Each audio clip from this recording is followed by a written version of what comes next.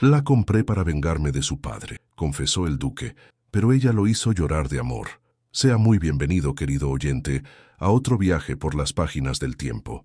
Hoy lo conduciré por una historia que atraviesa los velos de la historia brasileña, una narrativa que nos recuerda que el amor, el verdadero, el que transforma, nace muchas veces donde menos esperamos, en las cenizas del resentimiento, en el silencio de los rencores guardados, en los jardines abandonados de corazones que olvidaron cómo florecer.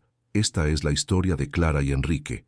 Ella, una joven cuya dignidad fue su única herencia cuando todo lo demás le fue arrebatado. Él, un vizconde aprisionado por el hielo de sus propias heridas, convencido de que la venganza traería paz a su corazón destrozado. Entre ellos, un matrimonio forjado por la obligación, un acuerdo comercial sellado en papel timbrado y promesas amargas.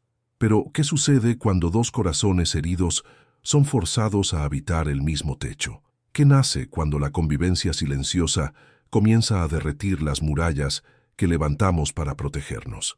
Y más importante, ¿es posible amar a quien nos trató como enemigo? Antes de comenzar, me gustaría saber, ¿desde dónde me escucha ahora? ¿Desde qué ciudad? ¿Desde qué rincón de este Brasil inmenso acompaña estas palabras? Déjelo en los comentarios. Me encanta saber de dónde vienen las almas que se conectan con estas historias, y si aún no se ha suscrito al canal, este es el momento perfecto. Presione el botón de suscribirse, deje su like y active la campanita para no perderse ninguna narrativa. Cada gesto suyo me ayuda a continuar trayendo estas historias que atraviesan el tiempo para tocar nuestros corazones. Ahora, acomódese, prepare su té, su manta, su silencio. La historia que voy a contar transcurre entre los años 1879 y 1881, en el corazón del Brasil imperial, entre los salones elegantes de Río de Janeiro, las sierras frescas de Petrópolis y las tierras rojas de las haciendas de café del Valle del Paraíba. Era el tiempo del segundo reinado, cuando don Pedro II gobernaba un imperio construido sobre contradicciones, la elegancia de la corte sobre la sangre de la esclavitud, la poesía de los saraos sobre el silencio de los que no tenían voz. Comencemos.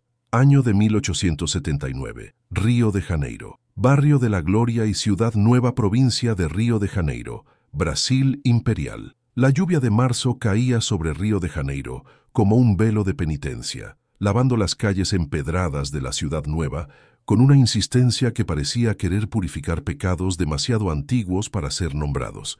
En las pensiones decadentes de aquel barrio olvidado por la fortuna, donde los tranvías no llegaban y las lámparas de gas eran un lujo raro, el olor a moho se mezclaba con el de vidas interrumpidas.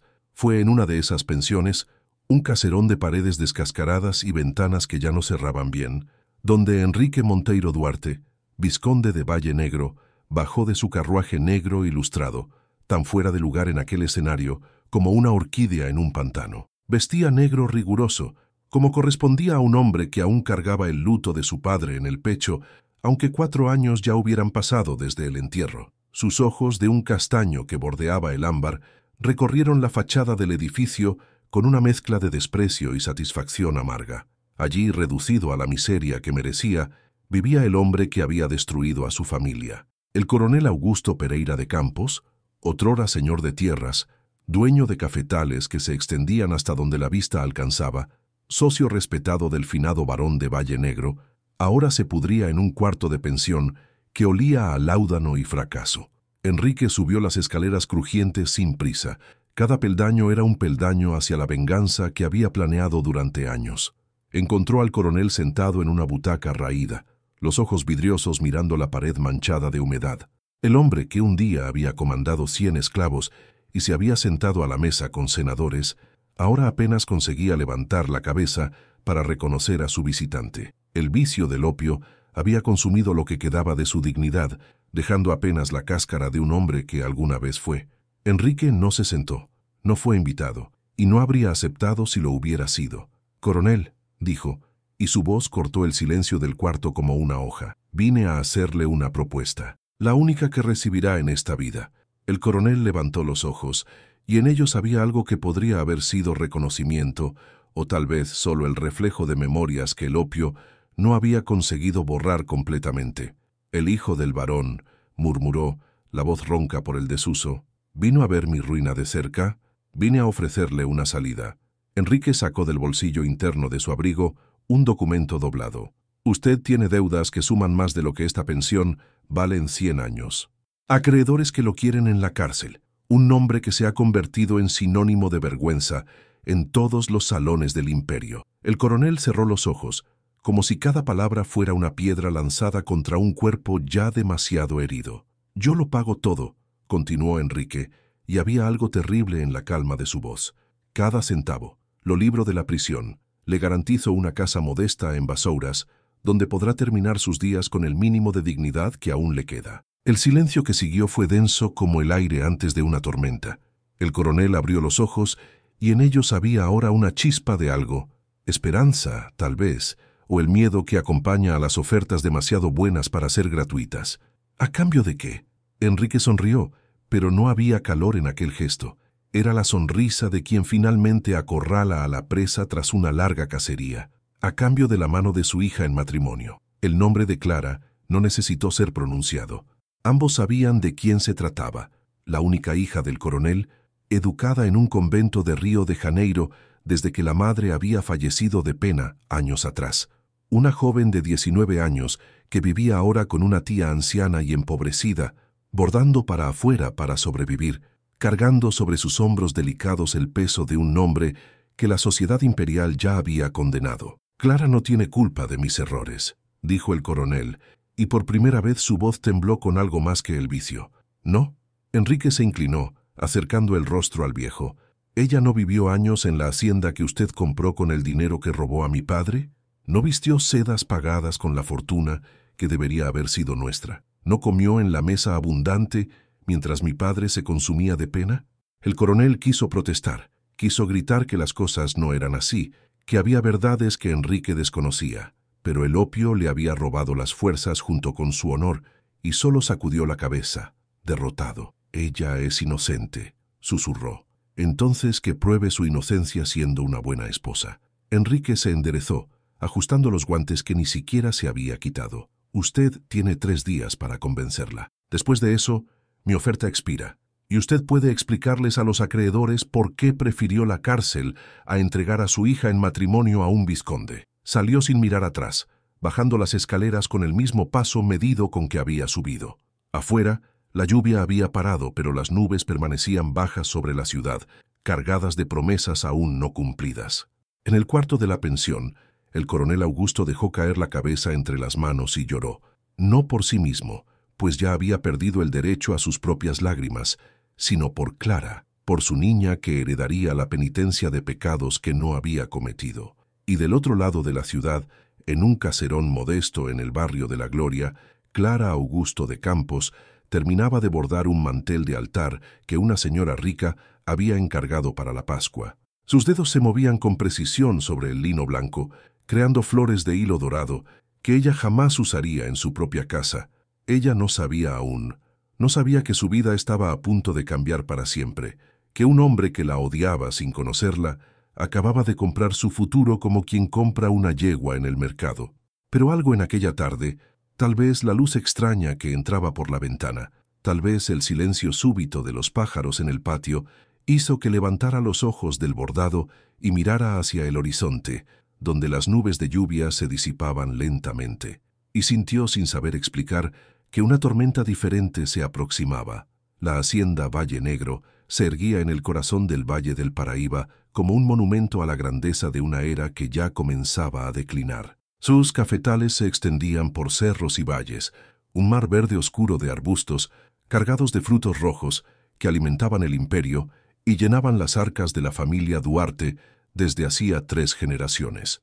La casa grande, construida por el abuelo de Enrique a principios del siglo, era un palacete de 2 pisos, con galería colonial, ventanas de guillotina y un jardín interno donde jabuticabas centenarias ofrecían sombra en los días de calor. Había una capilla particular anexa a la casa, dedicada a Nuestra Señora de los Dolores, patrona elegida por la abuela de Enrique tras perder 3 hijos siendo aún pequeños. Fue en esa capilla donde Clara entró el día de su boda, en abril de 1879, vistiendo un traje de novia que había pertenecido a la madre de Enrique. El vestido de seda color marfil, con encajes de Bruselas en el escote y las mangas, había sido guardado en papel de seda y alcanfor por más de 20 años, esperando una ocasión que la difunta doña Leonor jamás había imaginado.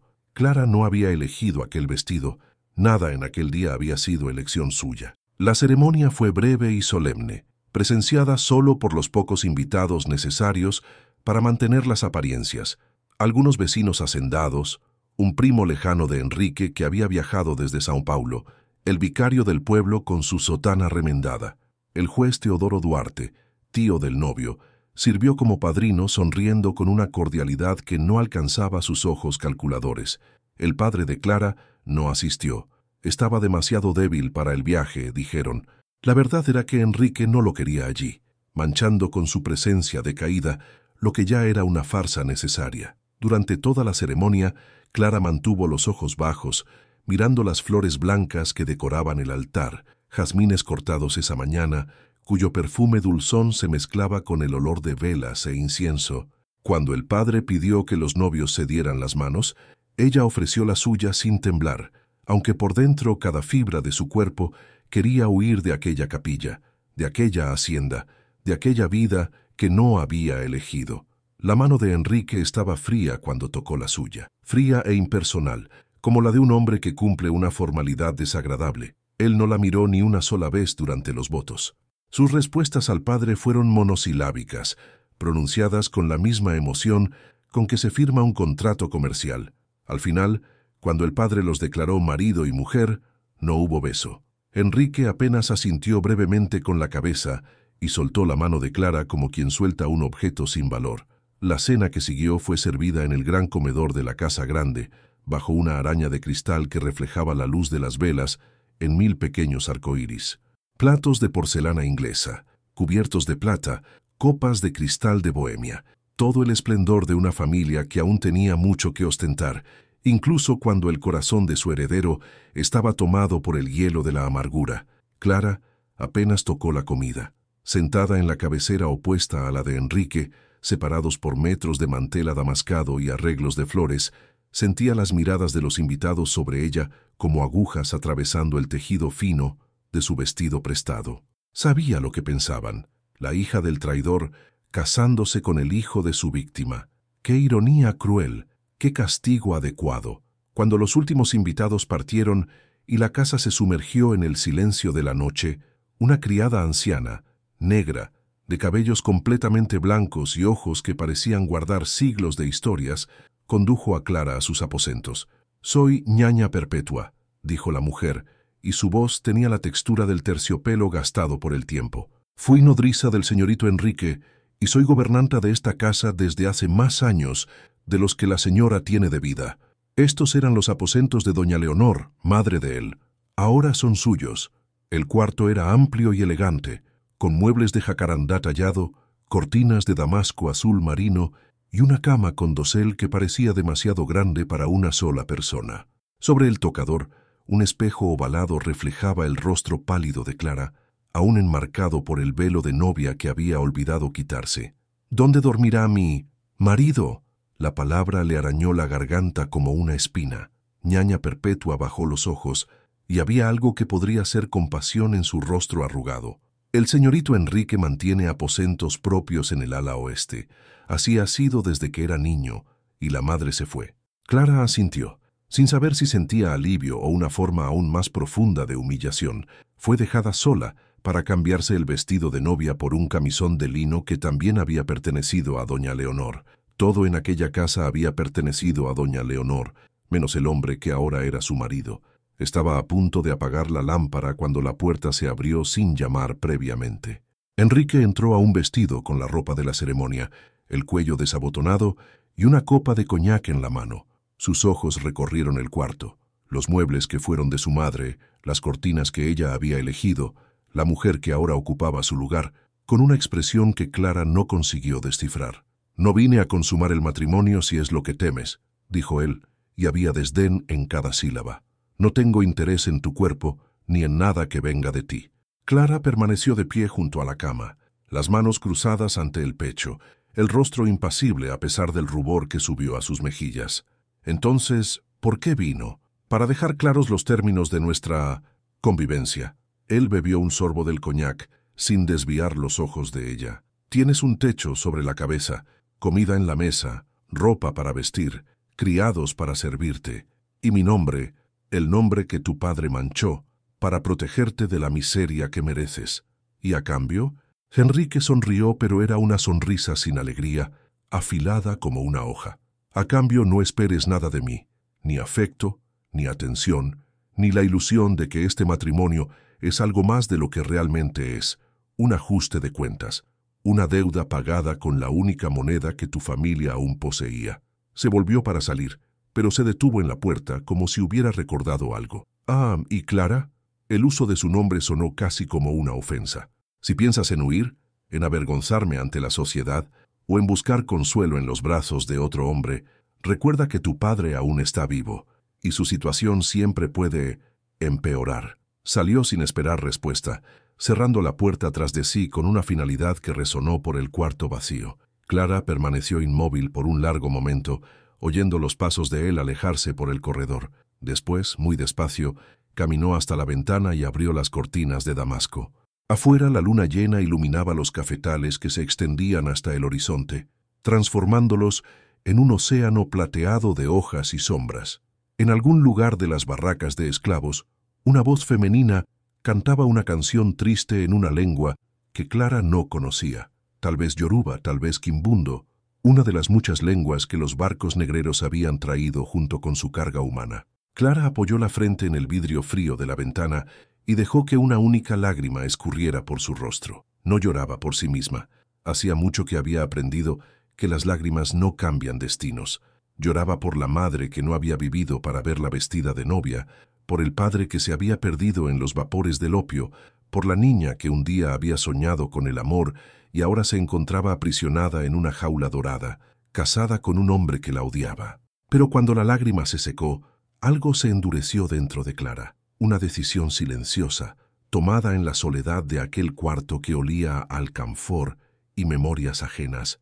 Ella no sería aplastada, no sería borrada. Si Enrique Monteiro Duarte quería una enemiga bajo su techo, encontraría algo muy diferente. Encontraría una mujer que se negaba a ser destruida. Y mientras la luna continuaba su travesía silenciosa por el cielo del Valle del Paraíba, Clara se despojó del vestido de novia que no era suyo y se vistió con la única armadura que le quedaba, su propia dignidad. Los meses que siguieron al matrimonio establecieron un patrón que se repetía con la precisión de un reloj bien calibrado. Enrique viajaba frecuentemente a Río de Janeiro, negocios con exportadores, reuniones en la corte, obligaciones sociales que exigían su presencia, y cuando estaba en la hacienda se comportaba como si Clara fuera un mueble particularmente inconveniente que alguien hubiera puesto en su camino. Tomaban las comidas en horarios diferentes. Él salía temprano para supervisar el trabajo en los cafetales. Ella bajaba a desayunar cuando la casa ya estaba en silencio. A veces se cruzaban en los corredores y él pasaba por su lado como quien pasa por una sombra, sin mirar, sin saludar, sin reconocer su existencia. En los raros momentos en que eran forzados a interactuar, visitas de vecinos que debían ser recibidas, fiestas religiosas que exigían la presencia de ambos en la capilla, Enrique la trataba con una cortesía gélida que era peor que cualquier insulto directo. La llamaba señora delante de los otros, nunca esposa ni Clara. Se sentaba a su lado en la iglesia, pero mantenía una distancia calculada, como si el aire entre ellos pudiera contaminarse con el contacto. Clara, sin embargo, no permitió que el desprecio de su marido definiera sus días. Despertaba temprano, antes incluso que las criadas, y caminaba por el jardín interno de la casa grande, mientras el rocío aún brillaba en las hojas de las jabuticabas. Había algo de sagrado en aquel silencio matinal, cuando el mundo parecía pertenecer solo a ella y a los pájaros que comenzaban a despertar. El jardín, descubrió pronto en los primeros días, estaba abandonado hacía años. Los canteros que un día habían albergado rosas y lirios ahora rebosaban de maleza. La fuente de piedra en el centro, donde un querubín de mármol debería hacer brotar agua, estaba seca y cubierta de musgo. Los caminos de piedra desaparecían bajo capas de hojas muertas que nadie se había tomado el trabajo de barrer. «Fue doña Leonor quien plantó este jardín», le dijo ñaña Perpetua una mañana, encontrándola de rodillas entre los canteros, las manos sucias de tierra. Después de que ella se fue, nadie más lo cuidó. El señor viejo, el varón, no soportaba mirar las flores que ella amaba. Y el señorito, la vieja suspiró. El señorito tenía 8 años cuando la madre murió en sus brazos. Creo que nunca más pudo mirar este jardín sin sentir dolor. Clara no respondió, pero guardó aquella información en el mismo lugar donde guardaba todas las otras piezas del rompecabezas que era Enrique Monteiro Duarte. Poco a poco, fue devolviendo vida al jardín abandonado. Mandó buscar plantines en el pueblo. Aprendió con las esclavas más viejas qué plantas prosperaban en aquel clima. Pasó tardes enteras con las manos en la tierra, cultivando algo que era solo suyo en aquel lugar donde nada le pertenecía. También comenzó a aprender sobre la administración de la casa grande, algo que ñaña Perpetua enseñó con la paciencia de quien ya había entrenado generaciones de señoras. La organización de los criados, el control de las despensas, los rituales intrincados que mantenían funcionando una propiedad de aquel tamaño, Clara lo absorbía todo con la misma sed de conocimiento que había demostrado en el convento. Fue en el convento, por cierto, donde había aprendido sus habilidades más valiosas. Las monjas carmelitas le habían enseñado no solo a leer, escribir y bordar, sino también nociones de enfermería, el cuidado de los enfermos, la preparación de tés medicinales y cataplasmas, conocimientos que, en la sociedad imperial, eran considerados innecesarios para una dama, pero que Clara guardaba como tesoros secretos. Y estaba la música. En la sala de visitas de la casa grande, en un rincón que recibía la luz dorada de las tardes, reposaba un piano Pleyel que doña Leonor había traído de Francia en su viaje de bodas. El instrumento estaba desafinado, las teclas amarillentas por el tiempo, pero cuando Clara lo tocó por primera vez, una sonata simple de Mozart que las monjas le habían enseñado, la música llenó la casa de algo que había estado ausente durante décadas: vida. Los criados se detenían para escuchar, escondidos detrás de las puertas. Las esclavas de la cocina interrumpían sus tareas, dejándose mecer por las melodías que fluían de la sala de visitas. Hasta ñaña Perpetua, que decía no gustarle la música de blancos, fue vista más de una vez parada en el corredor, los ojos cerrados, una sonrisa casi imperceptible en los labios. Enrique nunca comentó sobre la música, nunca la prohibió, nunca la alentó. Pero una noche, cuando Clara tocaba un vals melancólico de Chopin, vio una sombra moverse en el corredor oscuro que daba a la sala. Una sombra que se quedó allí por largos minutos antes de desaparecer silenciosamente. Ella no dejó de tocar, pero sus dedos temblaron levemente sobre las teclas, y la música ganó una tristeza que no estaba en la partitura. Fue en septiembre de aquel primer año, cuando sucedió el incidente en el patio. Era final de tarde, y Clara caminaba por el jardín, ya floreciendo gracias a sus cuidados, cuando oyó un grito proveniente del área de los fondos de la casa, donde quedaban las barracas de esclavos y los galpones de trabajo. Sin pensar, corrió en dirección al sonido. Encontró a un niño de no más de 8 años, uno de los pequeños esclavos que ayudaban en la cosecha del café, sentado en el suelo de tierra apisonada, el pie izquierdo ensangrentado. A su alrededor, otros esclavos miraban sin saber qué hacer.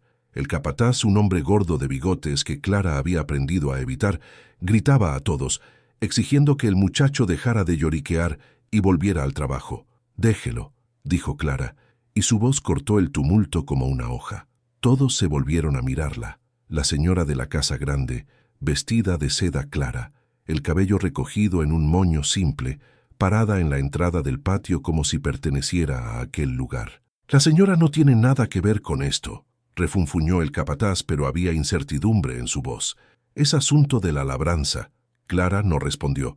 Caminó hasta el niño, se arrodilló en la tierra sin importarle su vestido y examinó la herida. Un corte profundo en la planta del pie, probablemente causado por una piedra afilada o una rama cortante. «Necesito agua limpia, paños limpios y tintura de yodo», dijo, mirando a una de las esclavas más cercanas. «Y que alguien traiga hojas de llantén del jardín. ¡Rápido!». Nadie se movió por un instante, todos mirando al capataz como pidiendo permiso. Fue entonces cuando una voz masculina cortó el silencio. Oyeron a la señora. Hagan lo que ella ordenó. Enrique estaba parado a la sombra de un galpón, los brazos cruzados, el rostro ilegible. Clara no lo había visto llegar. No sabía desde cuándo él observaba. Los esclavos se dispersaron inmediatamente, y pronto Clara tenía todo lo que necesitaba. Con gestos precisos y gentiles, limpió la herida, aplicó la tintura de yodo. El niño gimió, pero ella sostuvo su mano y murmuró palabras de consuelo, y vendó el pie con los paños limpios. «Él no puede trabajar por al menos una semana», dijo, levantando los ojos para encontrar los de Enrique. «El corte es profundo. Si se infecta, puede perder el pie». Enrique no dijo nada. Sus ojos recorrieron la escena, su esposa arrodillada en la tierra, el vestido de seda manchado, las manos sucias de sangre y tierra, y algo pasó por su rostro, demasiado rápido para ser identificado. Después, se volvió y se fue. Aquella noche, sin embargo, un médico del pueblo llegó a la hacienda llamado con urgencia, por orden del vizconde. Examinó no solo al niño herido, sino a todos los esclavos que presentaban señales de enfermedad o heridas. Cuando partió a la mañana siguiente, dejó instrucciones detalladas de tratamiento y la promesa de volver regularmente. Clara supo del médico por las criadas, que susurraban sobre la generosidad inesperada del señorito. Ella no dijo nada, no agradeció, no comentó. Pero aquella noche, antes de dormir, escribió en su diario, el pequeño cuaderno que había traído del convento, donde registraba sus pensamientos más secretos. Él me odia. Dice que soy hija del hombre que destruyó a su familia, pero hoy, cuando me vio cuidar de un niño esclavo, no me impidió, y mandó buscar un médico para los cautivos de la hacienda. Hay grietas en su armadura, pequeñas, casi invisibles, pero están ahí. No sé qué significa esto, no sé si significa algo, pero por primera vez desde que llegué a esta casa, siento algo más que desesperanza. Siento curiosidad. Y mientras la vela se consumía lentamente sobre la mesa de noche, Clara se durmió con el cuaderno aún abierto sobre el pecho, sin saber que, en el ala oeste de la casa grande, su marido tampoco conseguía dormir, atormentado por la imagen de una mujer arrodillada en la tierra, cuidando de un niño que no era nada para ella, una imagen que no combinaba con el monstruo que él había creado en su imaginación. El año de 1880 llegó trayendo consigo un visitante indeseado, la fiebre amarilla. La epidemia comenzó en los puertos de Río de Janeiro, como siempre comenzaba, pero esta vez se extendió con una voracidad que sorprendió hasta a los médicos más experimentados. En semanas, avanzó por el Valle del Paraíba, dejando un rastro de enfermedad y desesperación por las haciendas de café que eran la columna vertebral del imperio. En la hacienda Valle Negro, las primeras noticias llegaron en enero, traídas por un arriero que venía del pueblo. Enrique, que había regresado hacía poco de un viaje a Río, dio órdenes inmediatas. Nadie entraba, nadie salía. La hacienda sería aislada hasta que la epidemia pasara. «Tenemos provisiones para 6 meses», dijo a los capataces y al mayordomo, reunidos en la galería de la casa grande. «No necesitamos nada que venga de afuera, y cualquier esclavo que presente señales de fiebre debe ser inmediatamente separado de los otros». Era una decisión prudente, tomada con la frialdad calculista que caracterizaba todo lo que Enrique hacía. Pero ni toda la prudencia del mundo puede impedir que una enfermedad determinada encuentre su camino. 2 semanas después del aislamiento, los primeros casos aparecieron en las barracas de esclavos. Clara lo supo antes que Enrique. Una de las esclavas que trabajaban en la cocina vino a buscarla temprano por la mañana, los ojos desorbitados de miedo. «Señora, hay gente pasándola mal allá abajo. La Josefa está ardiendo en fiebre y no para de vomitar». Clara no vaciló. Mandó buscar agua limpia, paños, las hierbas medicinales que había aprendido a cultivar en el jardín. Bajó a las barracas aún con la bata de dormir, los cabellos sueltos, sin importarle la impropiedad de su apariencia. Encontró una escena que quedaría grabada en su memoria para siempre. Las barracas eran un galpón largo y bajo, dividido en cubículos minúsculos donde familias enteras se amontonaban. El olor era de cuerpos apretados, comida vieja y ahora enfermedad. En la penumbra, Clara contó al menos 5 personas postradas, los rostros brillando de sudor, los gemidos puntuando el silencio pesado. Josefa era la peor. La mujer, una lavandera de cerca de 40 años, temblaba de fiebre, los ojos amarillentos indicando que la enfermedad ya había alcanzado el hígado. «Necesito que todos los enfermos sean trasladados a un lugar separado», dijo Clara a la esclava que la acompañaba, «lejos de los otros. Y necesito ayuda. ¿Quién sabe preparar tés y cataplasmas?». Lo organizó todo con una eficiencia que sorprendió a todos. Transformó uno de los galpones vacíos en enfermería improvisada, mandó hervir agua, preparó infusiones de carqueja y picón que las monjas le habían enseñado a usar contra las fiebres. Pasó horas a la cabecera de los enfermos, humedeciendo frentes ardientes, forzando sorbos de agua entre labios resecos. Enrique descubrió lo que ella hacía cuando la buscó para el almuerzo y encontró su lugar en la mesa vacío. «La señora está en las barracas», informó una criada, los ojos bajos. Desde temprano por la mañana, él fue a buscarla personalmente, la rabia hirviendo bajo la superficie calma de su rostro.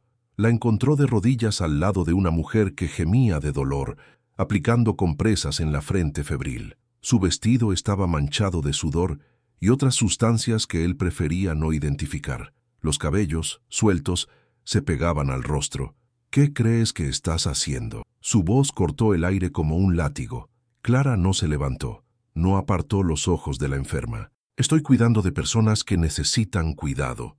Estás arriesgando tu propia vida. La fiebre amarilla no distingue entre señores y esclavos». «Lo sé.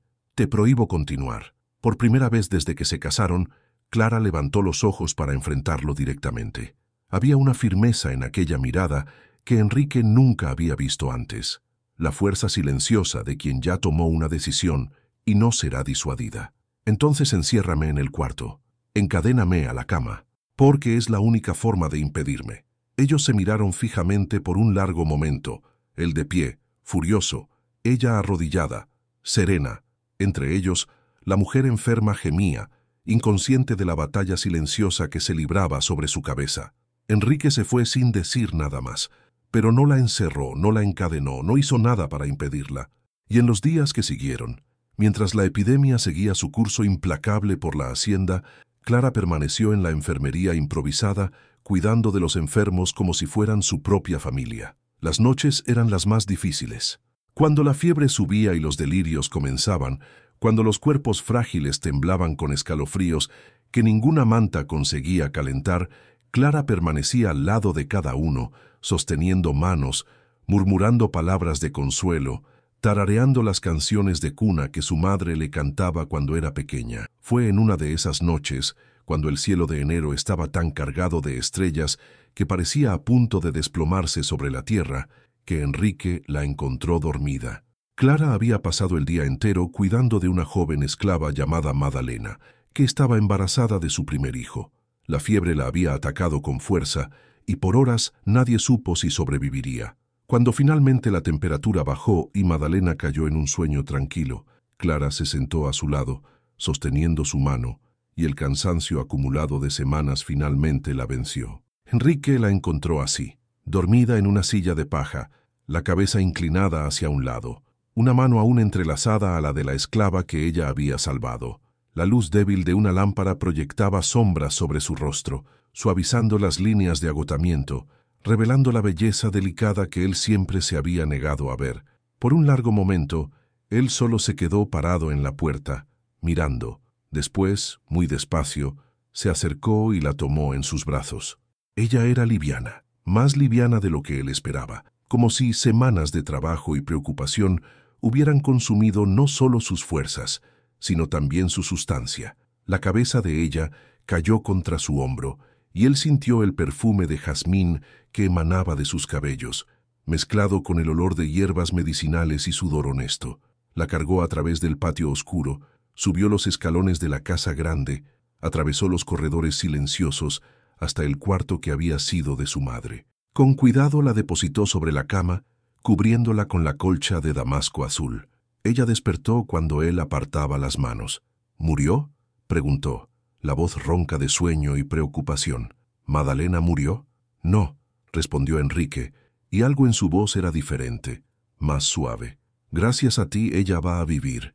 Clara lo miró por un momento.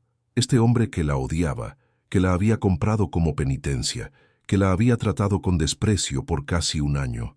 Los ojos de él estaban ensombrecidos en la penumbra del cuarto, pero había algo allí que ella no reconocía, algo que tal vez él mismo no reconocía. «¿Por qué me trajiste aquí?», murmuró. Enrique no respondió.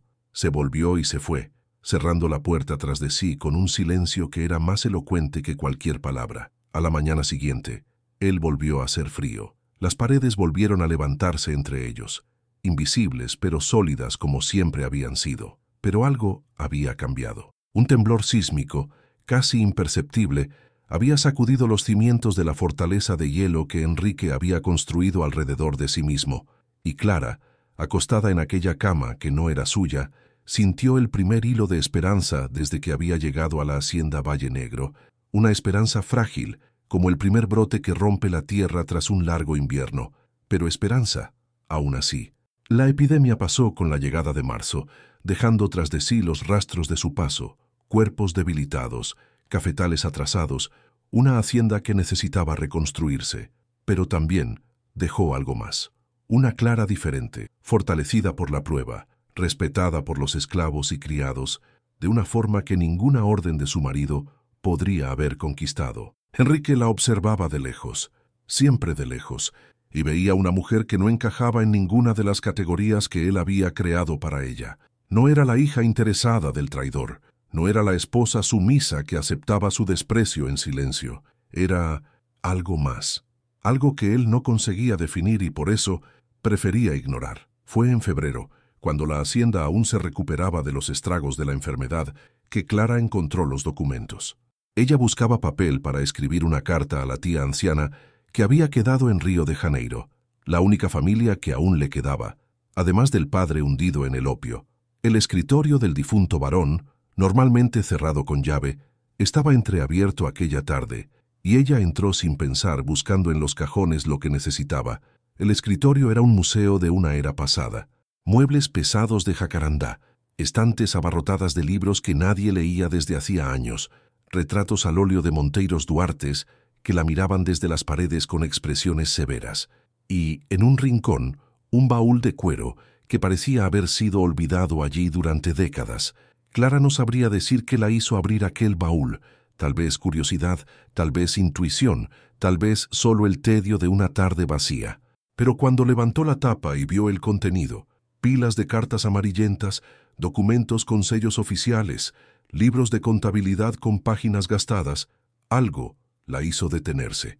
El nombre de su padre estaba allí, Augusto Pereira de Campos, escrito con la caligrafía elaborada de los escribanos del imperio. Aparecía en decenas de documentos, cartas de crédito, recibos de exportación, correspondencias con banqueros ingleses. Y entre todo eso, una carta inacabada escrita con letra temblorosa que Clara reconoció como la del propio barón de Valle Negro.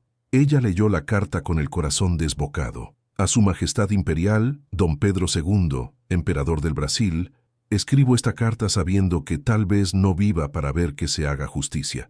Mi cuerpo se debilita cada día, consumido por un dolor que ningún médico consigue curar, el dolor de haber sido traicionado por quien más debería merecer mi confianza. Durante años creí que mi socio Augusto Pereira de Campos era responsable del desvío de fondos que casi arruinó a mi familia.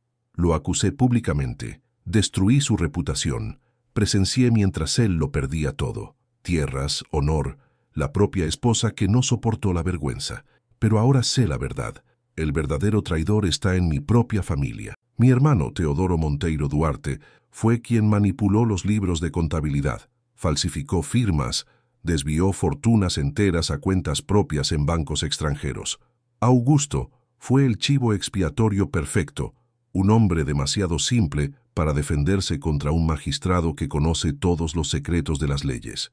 Pido a vuestra majestad que investigue, pues ya no tengo fuerzas para luchar. Los documentos que comprueban mi acusación están guardados en este escritorio y la carta terminaba allí, inacabada. El varón nunca la había enviado. Tal vez había sido interrumpido, tal vez había perdido el coraje, tal vez la muerte había llegado antes de que pudiera terminarla. Clara releyó las palabras 3, 4, 5 veces, las manos temblando tanto que el papel se sacudía en sus dedos.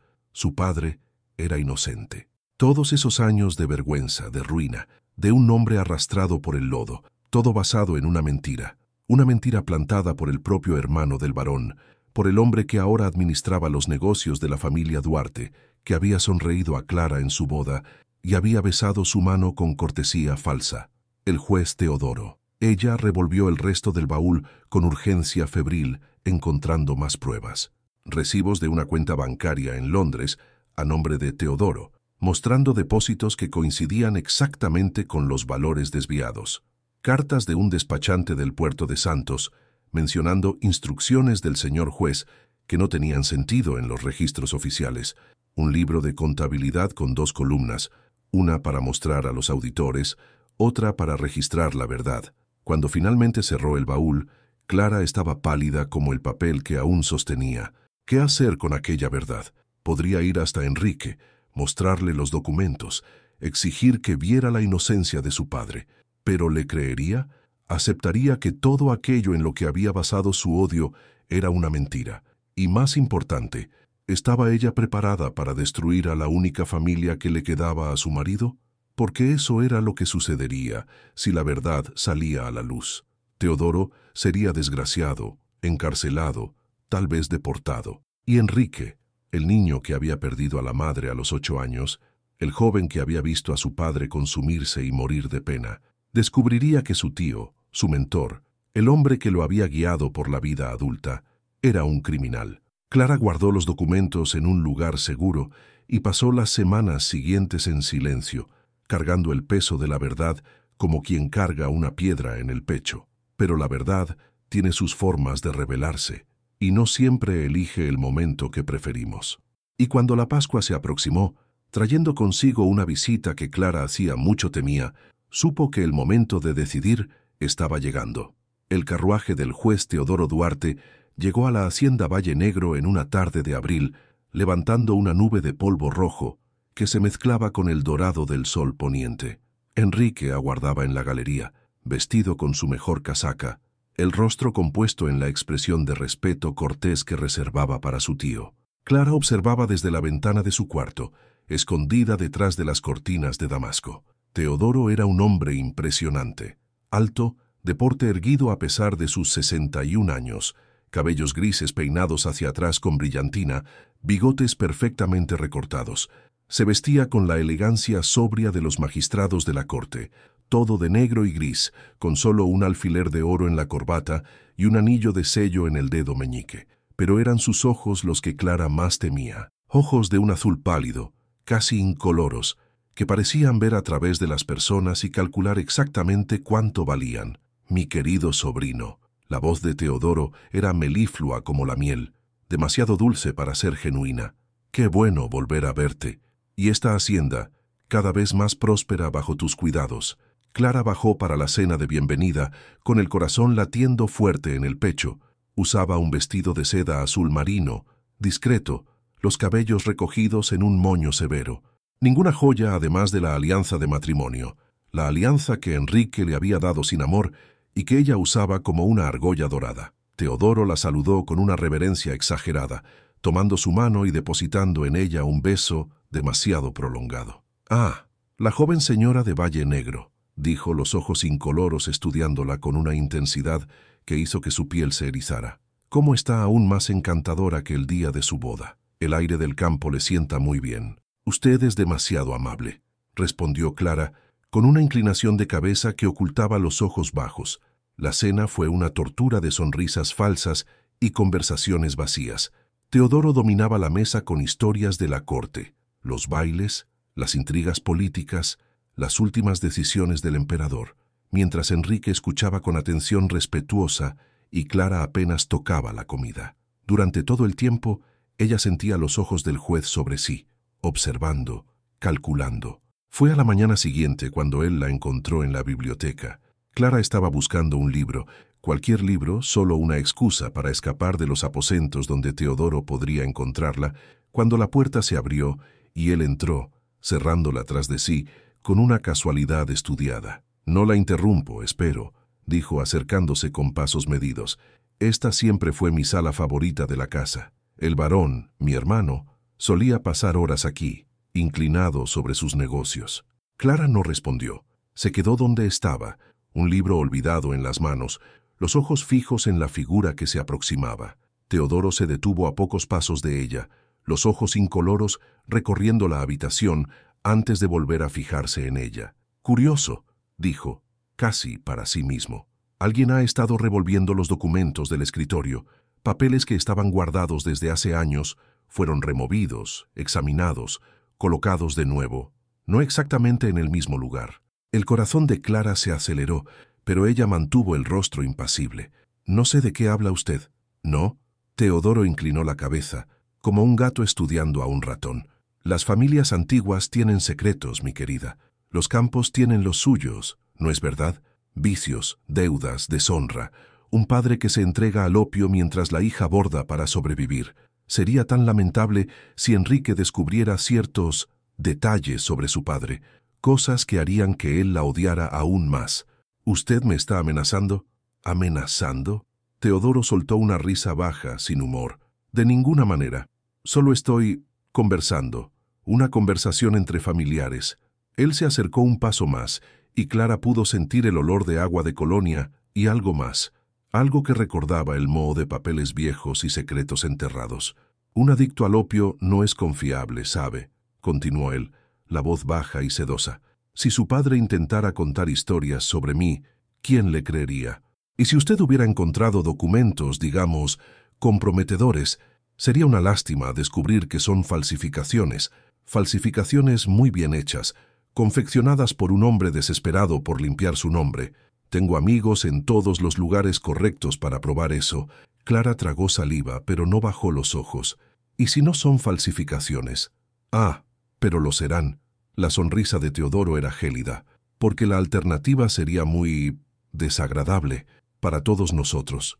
Él dio un paso atrás, la postura relajándose como si la conversación nunca hubiera sucedido. «Fue un placer conversar, mi querida. Espero que podamos repetir pronto». Salió de la biblioteca, dejando a Clara con las piernas temblorosas y una certeza helada en el pecho. Estaba sola contra un enemigo mucho más poderoso de lo que jamás había imaginado. Aquella noche, incapaz de dormir, ella huyó hacia el jardín. La luna de abril iluminaba las flores que ella misma había plantado, rosas blancas, jazmines, margaritas que habían sobrevivido al invierno. Se sentó en un banco de piedra junto a la fuente restaurada, sosteniendo el cuaderno de poemas que había descubierto en el baúl de doña Leonor meses atrás. Era su único consuelo en los momentos más sombríos, aquellos versos escritos por una mujer que había muerto demasiado joven, que había amado esta hacienda y este jardín, que probablemente también se había sentido sola entre estas paredes de piedra y silencio. No oyó los pasos que se aproximaban hasta que fue demasiado tarde. Enrique se detuvo a pocos metros de ella, una silueta oscura contra la luz de la luna. Vestía solo camisa y pantalones, como si se hubiera levantado deprisa, los cabellos desordenados. Por un momento, ninguno de los dos dijo nada. Entonces, muy despacio, él se acercó y se sentó en el otro extremo del banco, no cerca, nunca cerca, pero allí, presente. A su lado, por primera vez desde que se casaron, Clara se dio cuenta de que estaba llorando, lágrimas silenciosas que escurrían por su rostro sin que ella las sintiera llegar. Enrique no preguntó por qué, no exigió explicaciones, solo se sentó allí, bajo las estrellas de abril, en silencio, y en aquel silencio compartido, algo imposible comenzó a nacer.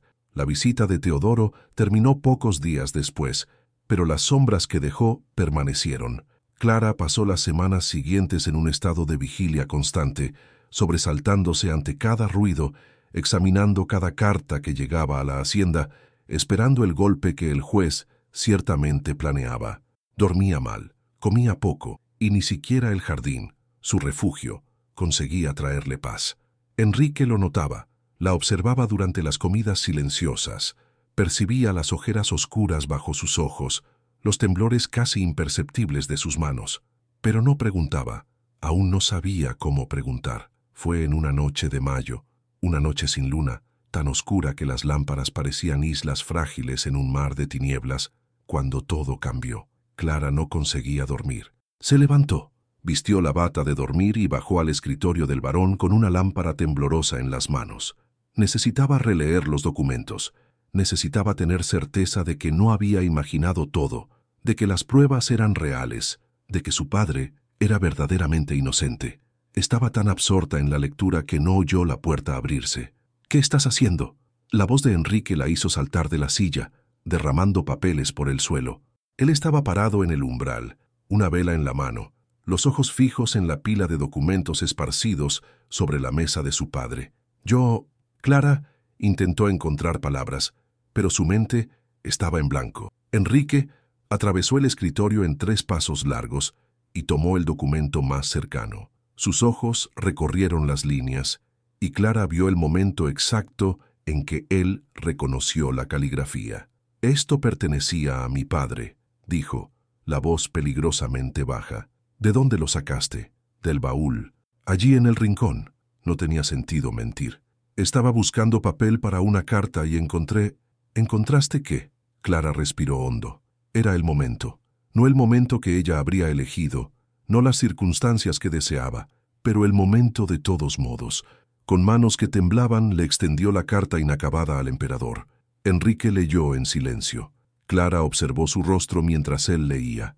Vio la incredulidad, la negación, la rabia y por fin algo que parecía dolor. Un dolor tan profundo que ella sintió el eco en su propio pecho.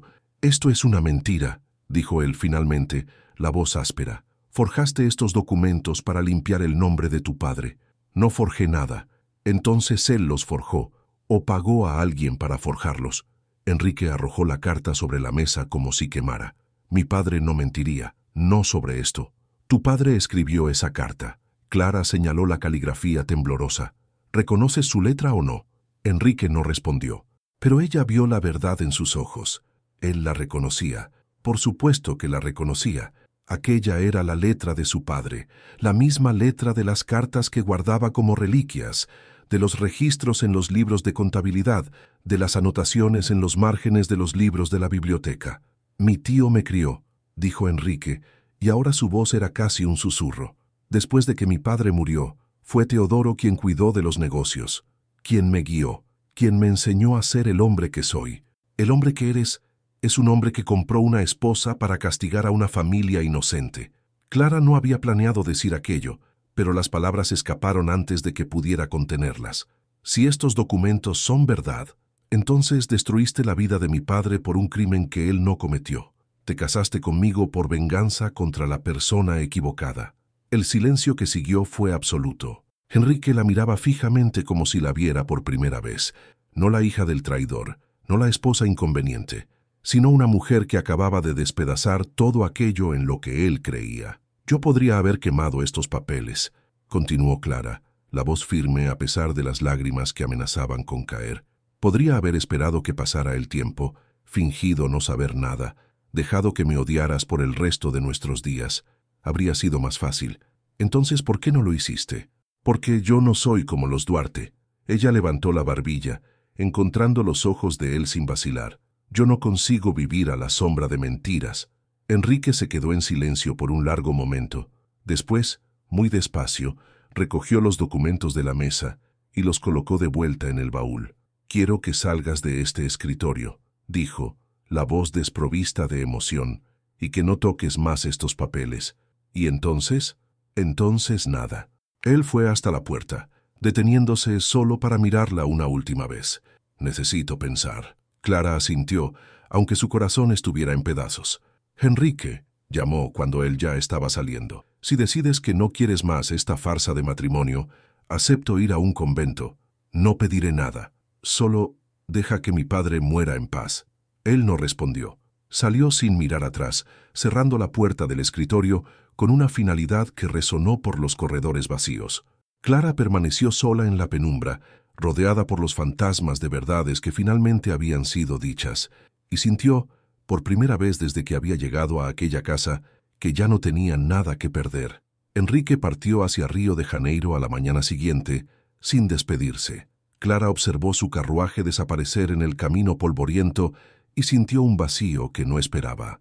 No añoranza, aún no sabía nombrar lo que sentía por aquel hombre que era su marido solo en el papel, pero algo cercano, la ausencia de una presencia que, aunque hostil, se había convertido en parte de su rutina. Las semanas que siguieron fueron las más largas de su vida.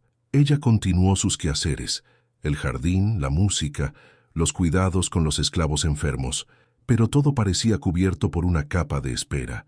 Esperaba una carta que no llegaba, esperaba noticias que nadie traía.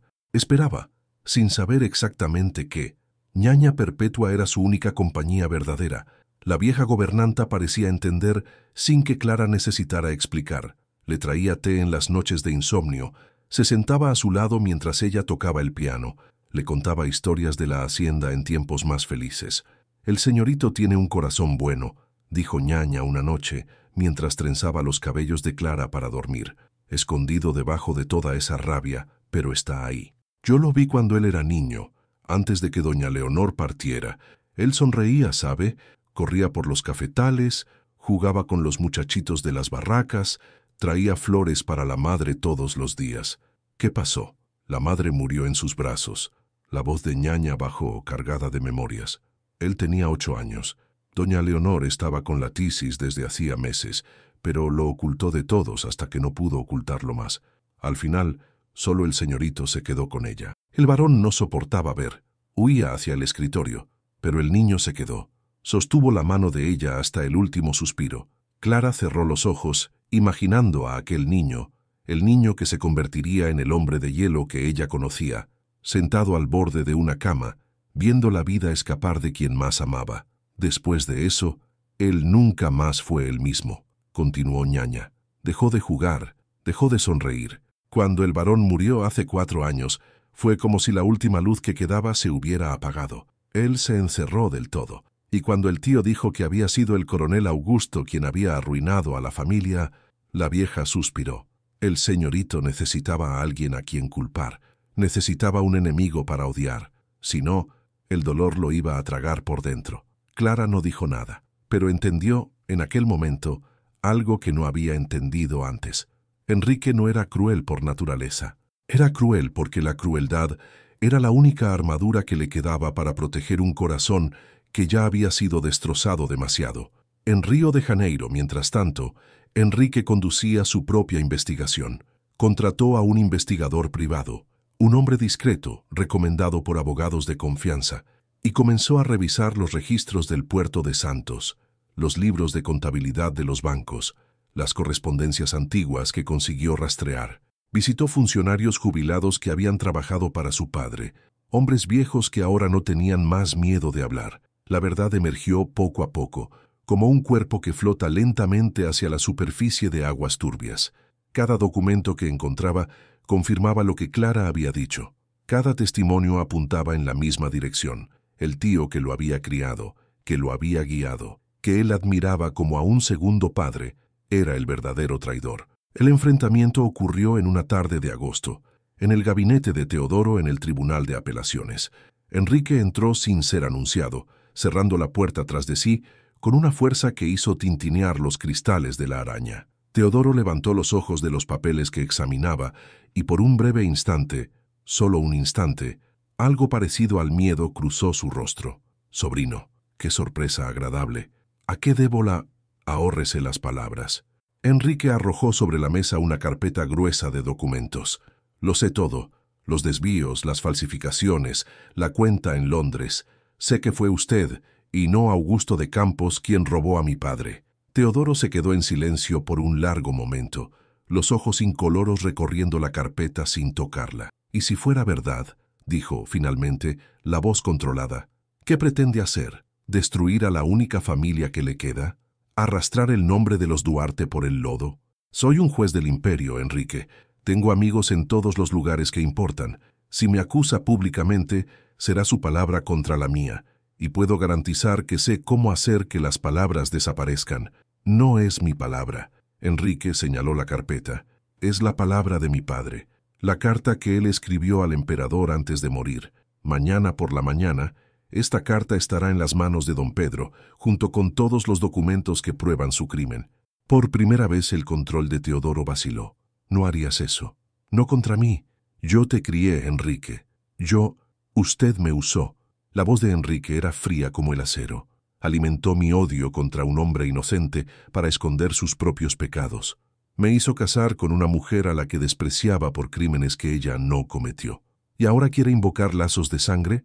Se levantó, ajustando el chaleco con gestos precisos. Tiene dos opciones: renunciar al cargo por motivos de salud y exiliarse en Europa, transfiriendo sus bienes para resarcir los perjuicios que causó, o enfrentar al emperador, a la corte y a la justicia que tanto dice servir. Teodoro lo miró fijamente con ojos que ahora no ocultaban el odio. ¿Y la niña?, dijo casi escupiendo las palabras. ¿La hija de Augusto? Fue ella quien encontró los documentos. ¿No es así? ¿Vas a perdonarla por haber destruido a tu familia? Enrique se detuvo en la puerta. Clara no destruyó a mi familia, dijo sin volverse. Usted la destruyó hace muchos años. Ella solo me mostró la verdad. Salió sin mirar atrás. Una semana después, los periódicos de Río de Janeiro anunciaban la jubilación anticipada del juez Teodoro Duarte, que partía hacia Europa en busca de tratamiento para una enfermedad misteriosa. Pocos sabían la verdad, pero los que sabían, los que importaban, garantizarían que él nunca volviera. Antes de partir de la ciudad, Enrique visitó un lugar que había evitado durante años. El cementerio de la hacienda Valle Negro quedaba en una colina suave detrás de la casa grande, rodeado por muros de piedra y sombreado por ceibas centenarias. Allí yacían 3 generaciones de Monteiros Duartes, desde el abuelo que había fundado la hacienda hasta la madre que él había perdido a los 8 años. Enrique se arrodilló ante la tumba de su padre, una lápida de mármol blanco con la inscripción Francisco Monteiro Duarte, barón de Valle Negro, 1817-1875, honor y justicia. Depositó sobre la lápida la carta que el barón jamás había enviado. «Encontré la verdad, padre mío», dijo la voz embargada. «Perdóname por haber tardado tanto». El viento de la tarde sacudió las hojas de las ceibas y por un momento Enrique podría jurar que había oído una respuesta. Pero tal vez era solo el viento. Enrique regresó a la hacienda Valle Negro en septiembre, pero Clara no estaba allí para recibirlo. Ñaña Perpetua lo encontró en la galería, mirando hacia el jardín que su madre había plantado y que Clara había resucitado. «La señora Clara fue a Petrópolis», dijo la vieja, antes incluso de que él preguntara. «Pidió permiso al padre del pueblo para recogerse en el convento de las Carmelitas. Dijo que necesitaba tiempo para pensar». Enrique no dijo nada, pero algo en su rostro, una contracción casi imperceptible, reveló lo que sus palabras ocultaban. Al día siguiente, partió hacia Petrópolis. El convento de las Carmelitas era un edificio austero de paredes blancas, enclavado en las montañas verdes que rodeaban la ciudad imperial. Allí, entre oraciones y silencio, Clara había encontrado una paz que no conocía desde la muerte de su madre. Estaba en el jardín interno del convento, un espacio pequeño pero bien cuidado, lleno de flores y hierbas medicinales, cuando una de las monjas vino a buscarla. «Tienes una visita, hija mía. Un señor que dice ser tu marido». Clara no demostró sorpresa. Tal vez en el fondo lo estaba esperando. Lo encontró en la sala de visitas, de pie junto a la ventana, mirando hacia las montañas a lo lejos. Vestía ropas simples de viaje, los cabellos desordenados por el viento, el rostro marcado por el cansancio. Parecía más pequeño, de alguna forma, menos el vizconde imponente, más el hombre detrás del título. «Clara», dijo volviéndose al oír sus pasos. «Enrique». Se quedaron en silencio por un momento, separados por metros de suelo de piedra y años de malentendidos. «Mi tío está en Europa», dijo él finalmente. «No volverá. Sus bienes fueron confiscados para resarcir, para pagar por lo que hizo». Clara asintió, pero no dijo nada.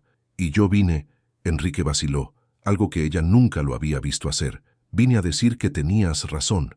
Sobre todo, tu padre era inocente. Yo cometí un error terrible.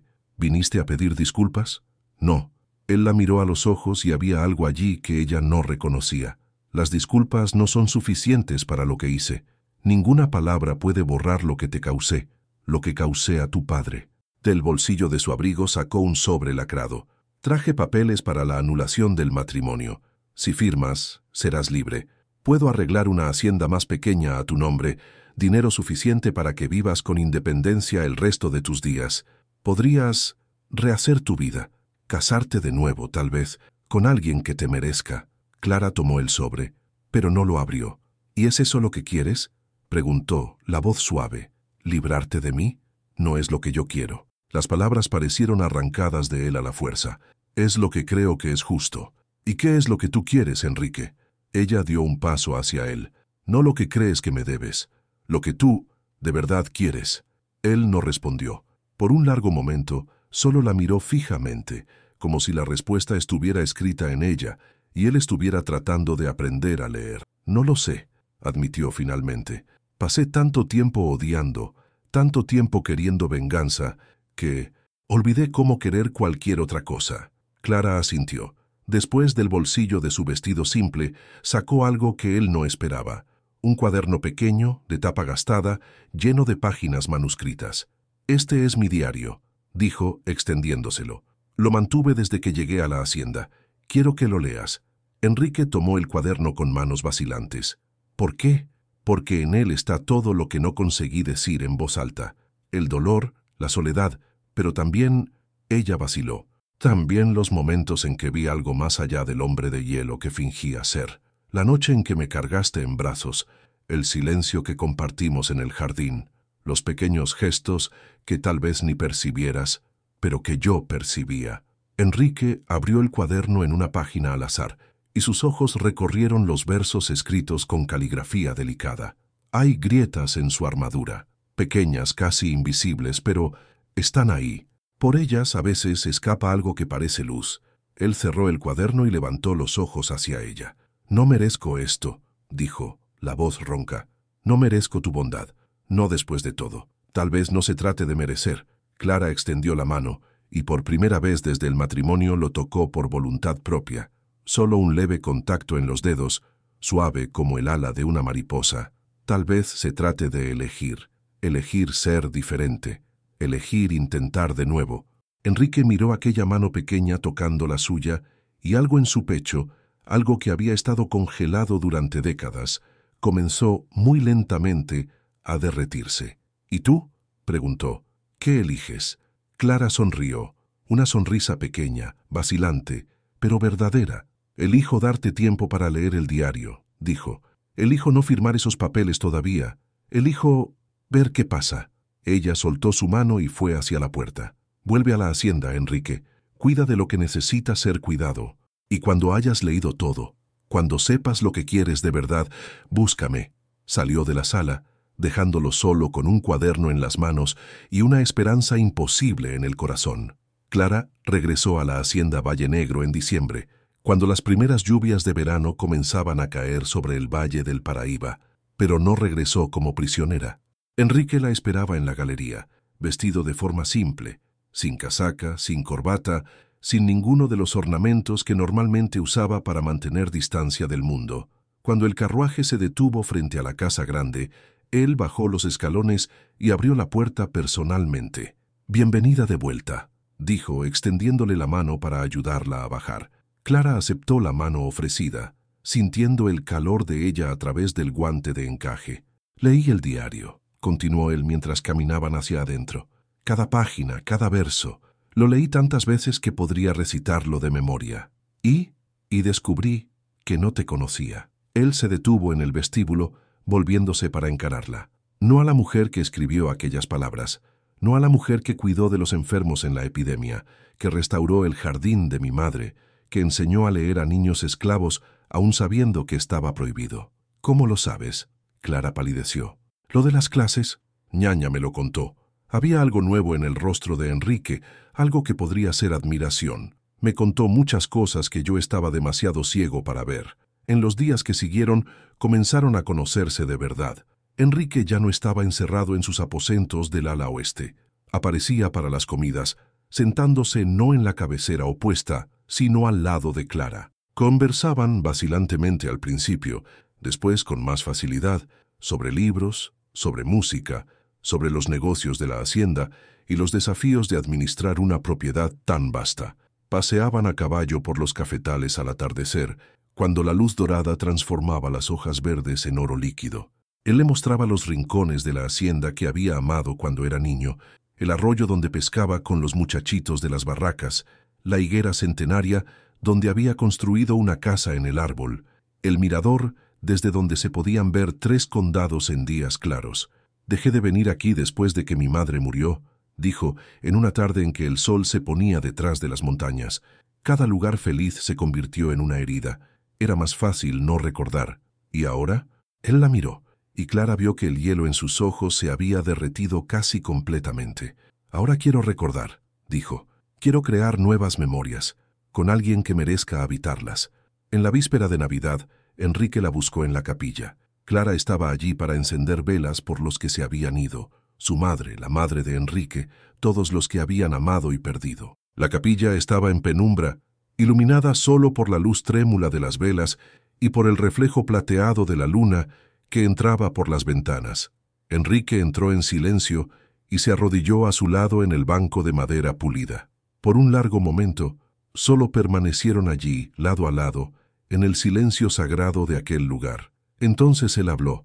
«Yo te compré como si fueras mercancía. Te traté como enemiga.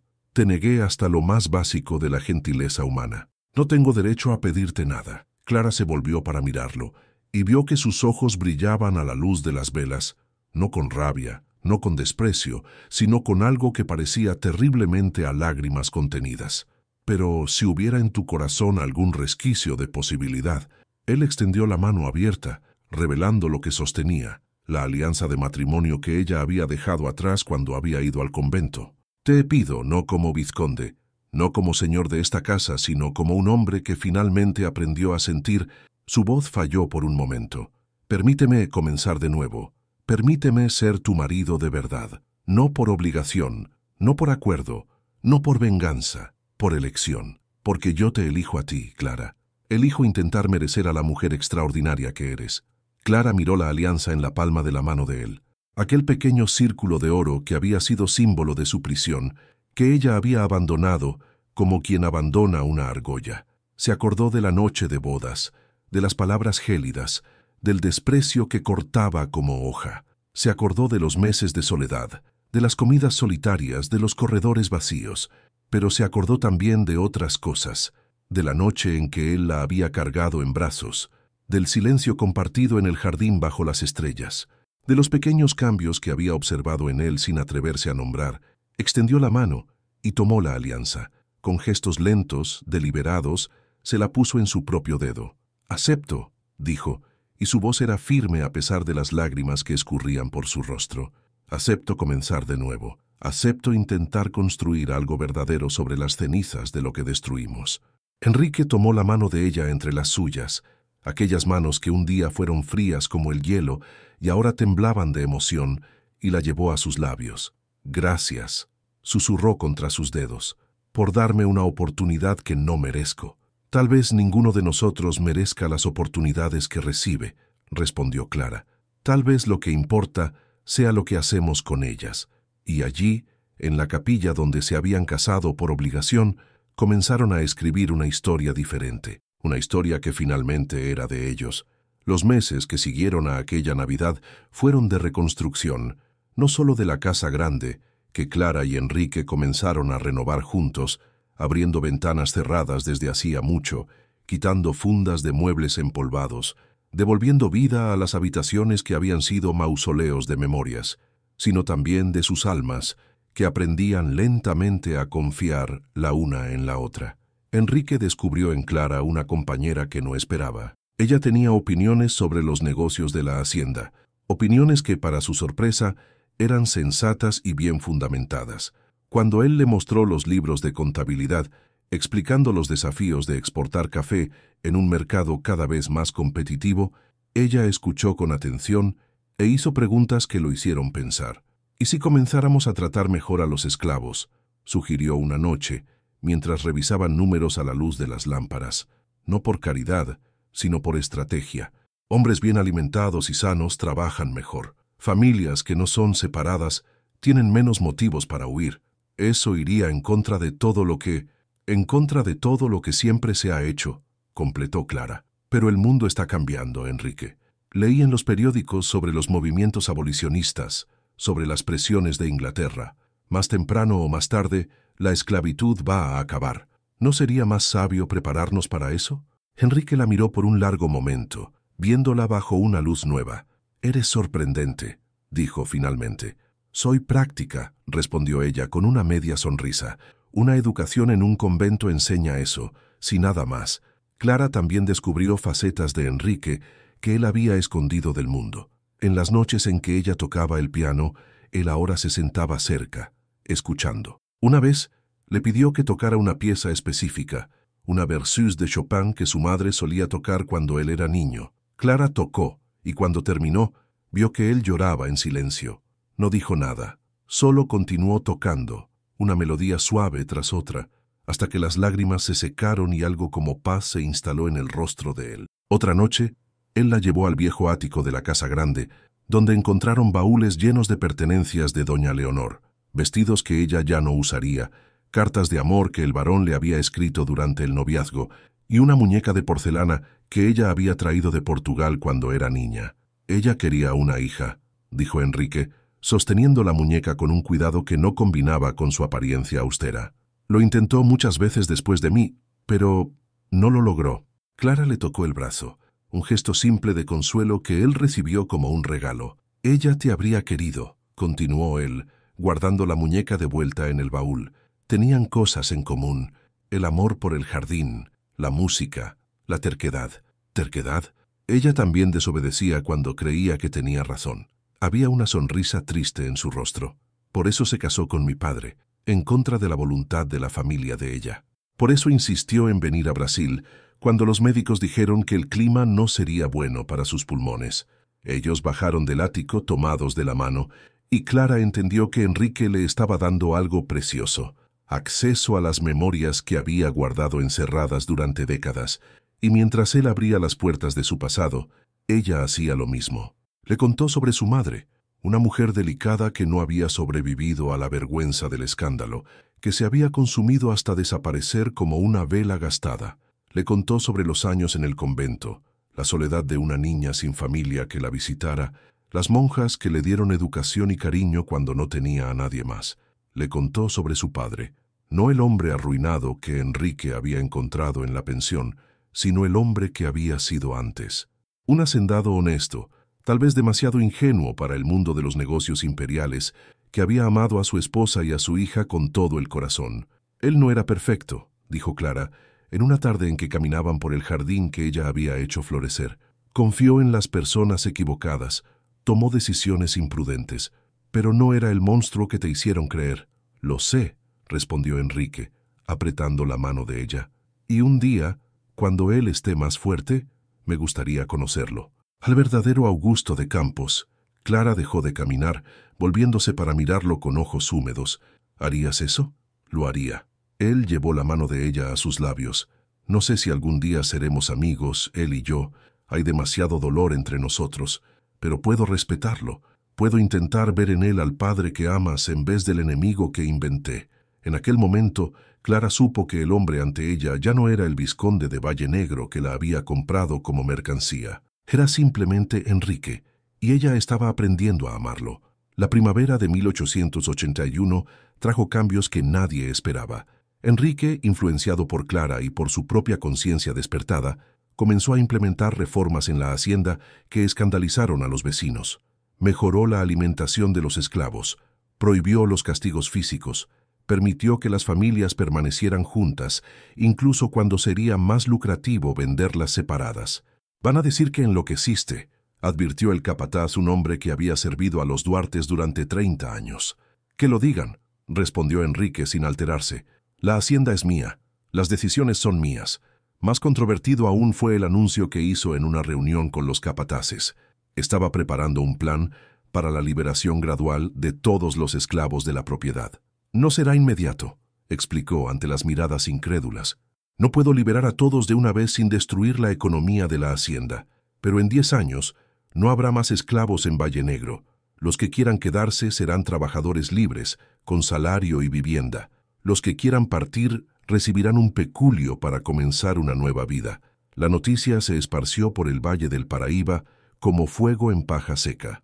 Los hacendados vecinos llamaron a Enrique loco, traidor de su clase, comunista, una palabra que apenas sabían lo que significaba, pero que sonaba suficientemente amenazadora. Algunos dejaron de saludarlo cuando se cruzaban en el pueblo. Enrique no se preocupó. Mi abuelo construyó esta hacienda con el trabajo de hombres y mujeres que nunca eligieron estar aquí, dijo a Clara en una noche en que discutían los detalles del plan.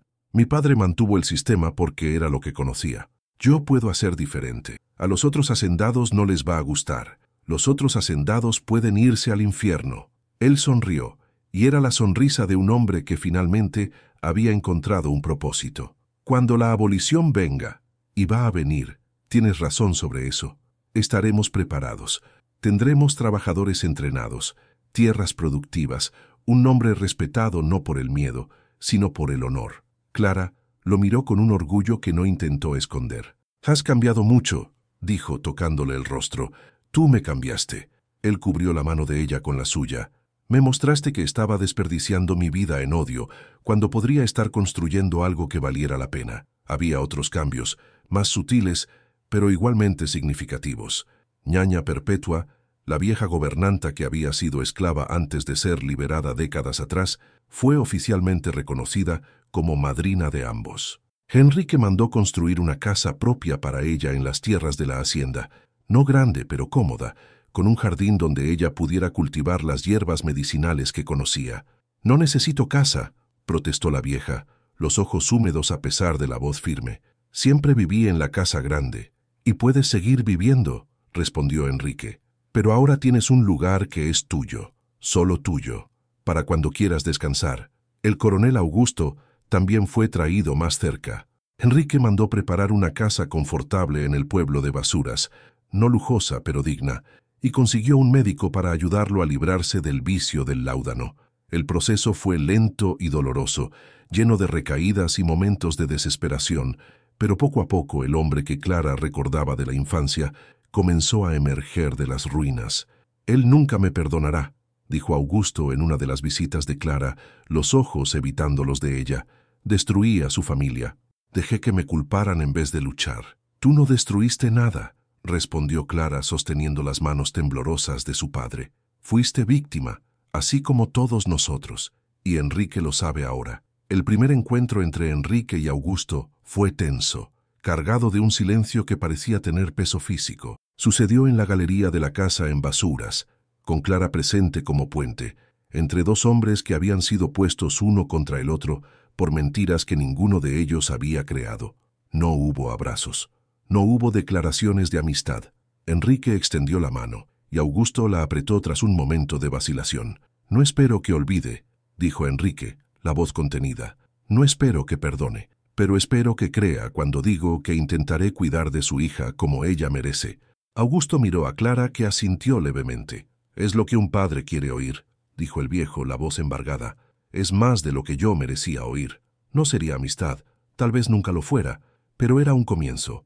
Y los comienzos, Clara había aprendido, eran más valiosos que los finales felices». Junio de 1881 llegó con las lluvias de invierno que transformaban el Valle del Paraíba en un mar de lodo y niebla.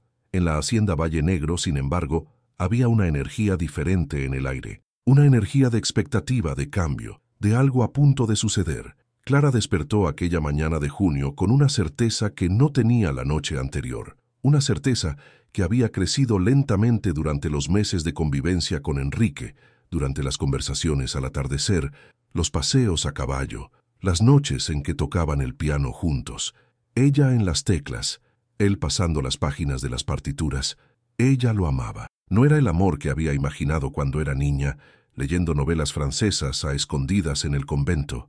No era el amor de los poetas, todo fuego y pasión instantánea. Era algo más silencioso, más profundo, un amor construido ladrillo a ladrillo, con paciencia y perdón, y la disposición de ver más allá de las heridas para encontrar al ser humano debajo de ellas. Pero había algo que la inquietaba. Enrique había hecho mucho para cambiar, para ser digno de la oportunidad que ella le había dado. Había transformado la forma en que trataba a los esclavos, había hecho las paces con su pasado, había comenzado a construir un futuro diferente. Sin embargo, nunca, ni una sola vez, había dicho que la amaba, la trataba con cariño, con respeto, con una ternura que crecía cada día, pero las palabras, aquellas 3 palabras simples que ella ansiaba oír, permanecían sin decir, Y Clara necesitaba saber, necesitaba tener certeza de que no estaba construyendo sueños sobre arena.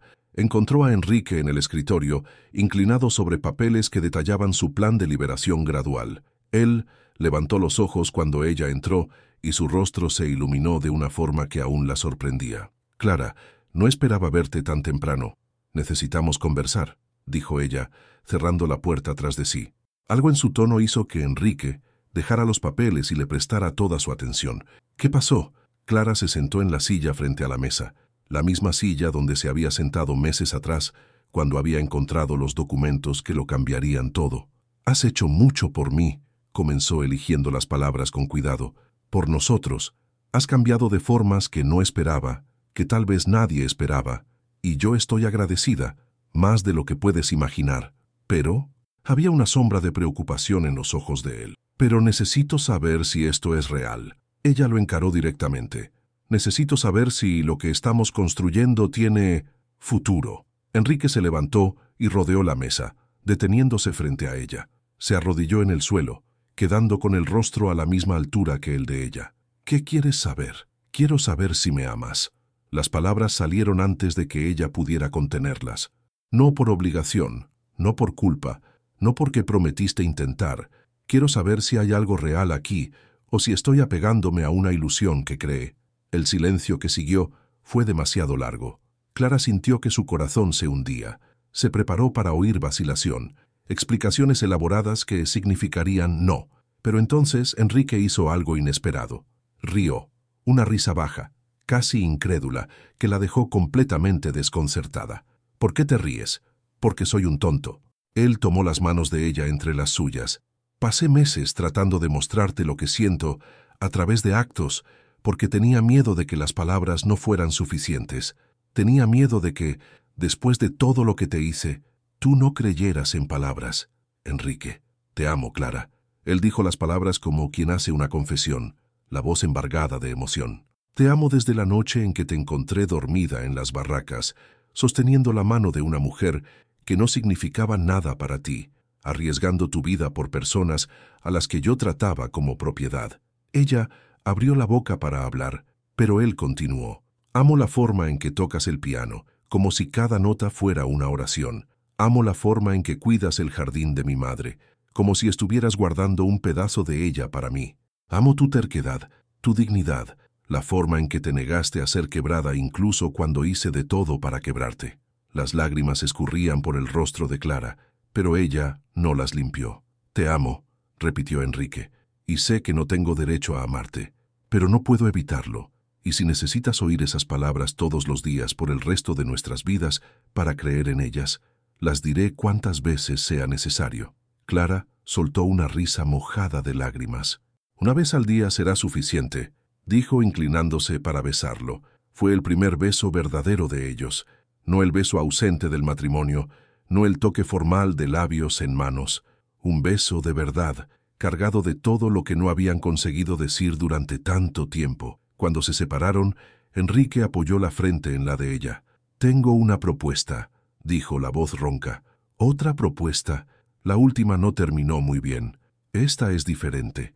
Él sonrió. «Quiero renovar nuestros votos, en la misma capilla donde nos casamos por obligación, pero esta vez por elección, sin acuerdos, sin venganzas, sin nada más que nosotros dos prometiéndonos el uno al otro lo que debimos haber prometido desde el principio».